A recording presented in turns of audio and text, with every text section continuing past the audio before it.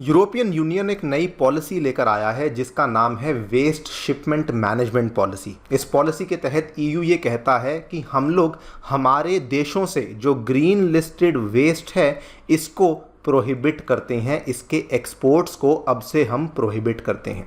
सुनने में बहुत अच्छा लगता है कि यूरोपियन यूनियन के द्वारा अपने वेस्ट प्रोडक्ट्स का एक्सपोर्ट के ऊपर प्रोहिबिशन लगा दिया गया है, लेकिन असल में कई सारी countries including India European union से आने वाले वेस्ट के ऊपर हैविली डिपेंडेंट थी। बात करें भारत की तो इंडिया में हमारा स्पेशली जो आयरन एंड स्टील इंडस्ट्री का सेक्टर है वो यूरोपियन यूनियन से आने वाला जो स्क्रैप आयरन था उससे हैविली डिपेंडेंट था। आंकड़ों की बात करें, केवल इस साल की शुरुआत में 4 महीनों के अंदर अंदर भारत के द्वारा यूरोपियन यूनियन से 2.3 मिलियन टन यानी कि 23 लाख टन का स्क्रैप आयरन था जो कि यूरोपियन यूनियन से मंगवा लिया गया था। और इसीलिए India is amongst the most impacted country because of European union जो ये नई पॉलिसी लेकर आया है।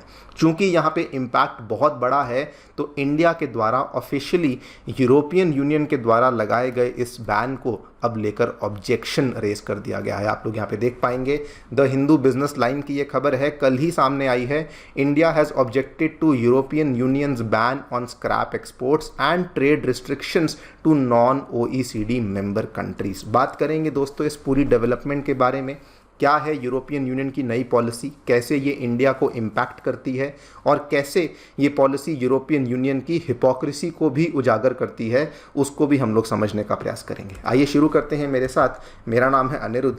यदि आप लोग हमें फॉलो करना चाहते हैं, हमारे लेक्चर्स के अपडेट्स को प्राप्त करना चाहते हैं तो यहाँ पर दिए गए टेलीग्राम चैनल्स के माध्यम से ऐसा कर सकते हैं।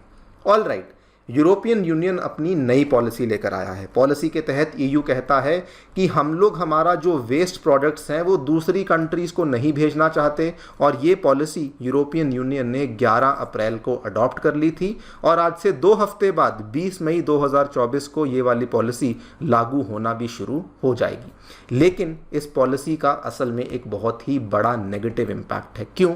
क्योंकि यूरोपियन यूनियन दुनिया में लार्जेस्ट एक्सपोर्टर माना जाता है वेस्ट प्रोडक्ट्स का, जिसमें कि उनका जो स्क्रैप आयरन का वेस्ट प्रोडक्ट है वो दुनिया में लार्जेस्ट माना जाता है। ऑलमोस्ट 18.5 मिलियन टन का स्क्रैप आयरन है जो कि यूरोपियन यूनियन के द्वारा पूरे विश्व भर में एक्सपोर्ट किया जा रहा था।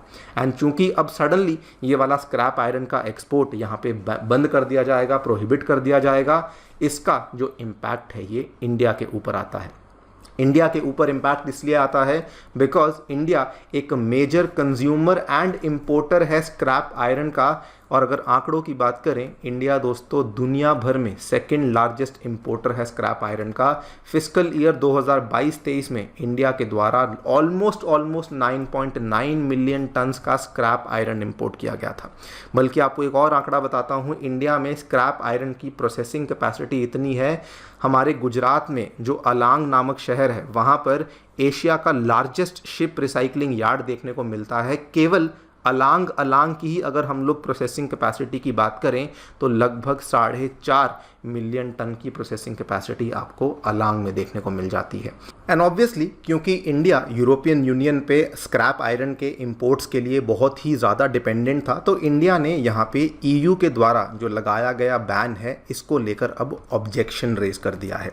इंडिया ने यहाँ पर स्टेटमेंट में 2 बातें कही हैं। नंबर 1, इंडिया ने कहा कि देखिए ये एक बहुत ही ट्रेड रिस्ट्रिक्टिव कदम है जो कि यूरोपियन यूनियन के द्वारा लिया गया है बिकॉज इससे इंडिया जैसी डेवलपिंग कंट्रीज़ पे बहुत ज़्यादा नेगेटिव इम्पैक्ट आता है बिकॉज हमारे देश में जो आयरन एंड स्टील इंडस्ट्री का सेक्टर है वो स्क्रैप आयरन के ऊपर हैविली डिपेंडेंट था। नंबर 2, इंडिया ने इस चीज़ को लेकर भी मेंशन किया कि आप जानते थे कि हम लोग यूरोप से भारी मात्रा में स्क्रैप आयरन को मंगवाते हैं। ऑलमोस्ट 23 लाख टन का स्क्रैप आयरन यूरोपियन यूनियन से मंगवाया जा रहा है, लेकिन उसके बावजूद भी, जानते हुए भी कि हम लोग डिपेंडेंट हैं, यूरोपियन यूनियन के द्वारा ये वाला कदम यहाँ पर लिया गया है। लेकिन कहानी यहाँ पर ख़त्म नहीं होती। सबसे बड़ी बात तो अब आती है कैसे यूरोपियन यूनियन का इसमें दोगलापन सामने आता है। इंडिया बेसिकली स्क्रैप आयरन का इस्तेमाल इसलिए करना प्रेफर करता है बिकॉज अगर आप स्क्रैप आयरन के माध्यम से अपने आयरन एंड स्टील इंडस्ट्री में प्रोडक्ट्स को बनाते हैं तो इसका आपका जो ग्रीन हाउस गैस का एमिशन है इसमें बहुत बड़ा आपको योगदान देखने को मिलता है।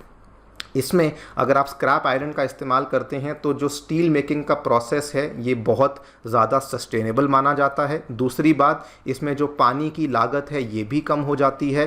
तीसरी बात, इसमें जो ग्रीन हाउस गैस का एमिशन है ये भी आपको काफ़ी कम देखने को मिलता है। एंड यही कारण है कि यूरोपियन यूनियन भी जानबूझ करके अपना स्क्रैप आयरन अब दूसरे देशों को नहीं भेजना चाहता है। अपनी पॉलिसी में ये बोलते हैं कि हम लोग हमारा जो वेस्ट है वो दूसरी कंट्रीज में नहीं भेजना चाहते, जबकि रियलिटी ये है कि यूरोपियन यूनियन भी अपने ग्रीन हाउस गैस एमिशंस को कम करने के लिए उसी स्क्रैप आयरन का इस्तेमाल अपनी आयरन एंड स्टील इंडस्ट्री के अंदर करने का प्रयास यहाँ पर कर रहा है।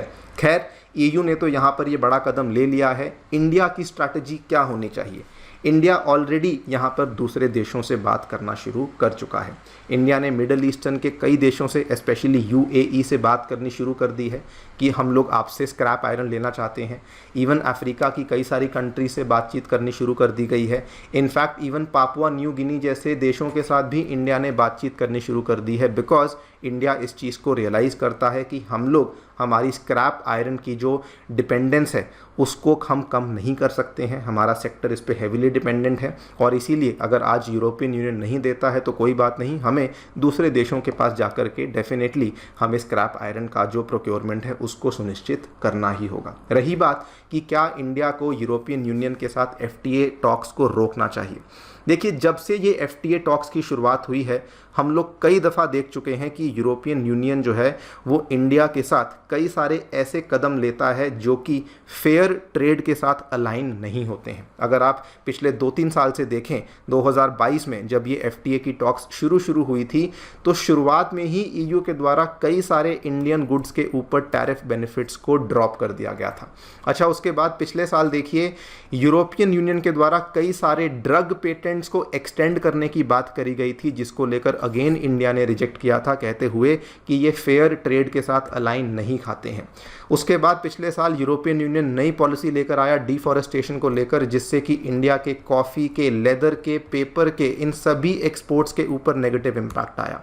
इतना ही नहीं, European union carbon border tax लेकर आया, जिससे कि हमारी बहुत सारी जो मेटल इंडस्ट्रीज़ थी उसके एक्सपोर्ट्स के ऊपर भी एक बहुत बड़ा नेगेटिव इम्पैक्ट आया। और इनफैक्ट आज से 2 महीने पहले तो यूरोपियन यूनियन के द्वारा इंडिया की कुछ कंपनीज़ के ऊपर सैंक्शंस भी लगा दिए गए थे, बिकॉज उन्होंने कहा कि ये कंपनीज़ रशिया की हेल्प कर रही हैं, इसीलिए हम लोग इन कंपनीज़ के ऊपर सैंक्शंस लगाने वाले हैं। ये सब देखते हुए आई थिंक हमें डेफिनेटली रिकंसिडर करना चाहिए कि क्या हमें यूरोपियन यूनियन के साथ यहाँ पे एफटीए की बातचीत करनी चाहिए, because at the end of the day ये जो वेस्टर्न इकोनॉमीज़ होती हैं, डेवलप्ड इकोनॉमीज़ होती हैं, ये हमेशा अपने हित के बारे में सोचती हैं और डेवलपिंग कंट्रीज़ के हित के बारे में ये जनरली नहीं सोचती हैं। खैर, आप लोग क्या सोचते हैं हमें ज़रूर बताएं कमेंट सेक्शन में। जाने से पहले बताना चाहूँगा कि अनअकैडमी के लर्नर्स ने 2023 के एग्जामिनेशन में बहुत ही शानदार परफॉर्मेंस करके दिखाया है। अगर आप भी अपनी तैयारी हमारे साथ जुड़ करके करना चाहते हैं तो हमारे सेंटर्स नई दिल्ली के करोल बाग में, नई दिल्ली के मुखर्जी नगर में, उत्तर प्रदेश के प्रयागराज में आ चुके हैं, जहाँ पर 2025 एवं 26 के लिए हम लोग तैयारी को शुरू कर चुके हैं। अगर आप भी इन सेंटर्स में एनरोल करते हैं तो आपको फाउंडेशन कोर्सेज के साथ साथ current affairs coverage, interaction with educators, 1:1 mentorship, सभी चीज़ें अवेलेबल करवाई जाएंगी। अगर फिर भी कोई डाउट है, मन में कोई संदेह है, काउंसलिंग की आवश्यकता है, तो आप नीचे डिस्क्रिप्शन बॉक्स में दिया गया बिटली लिंक है, वहाँ पे जाके क्लिक कीजिए। हमारी टीम आपको रीच आउट करेगी, आपकी डाउट्स को सॉल्व करेगी और जो भी आपकी क्वेरीज हैं उनको प्रायोरिटी बेसिस पे टेकअप किया जाएगा। Thank you so much for listening, stay tuned and